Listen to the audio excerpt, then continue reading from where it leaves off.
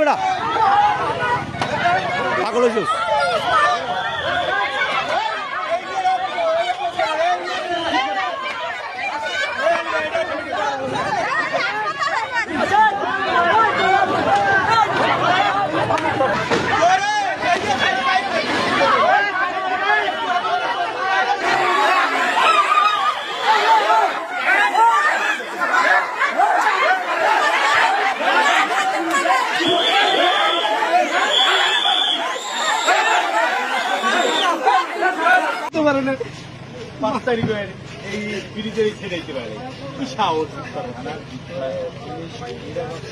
ভালো মানুষের জন্য যদি হয়তো তাইলে হয়তো সুরের জন্য আইসা আসছে আমাদের সহকর্মী কি অপরাধ করছে আমাদের সহকর্মী একটা চোরের জন্য যদি এই অবস্থা হয় তাহলে আমরা কিভাবে আইন শৃঙ্খলা পরিস্থিতি নিয়ন্ত্রণ করবো?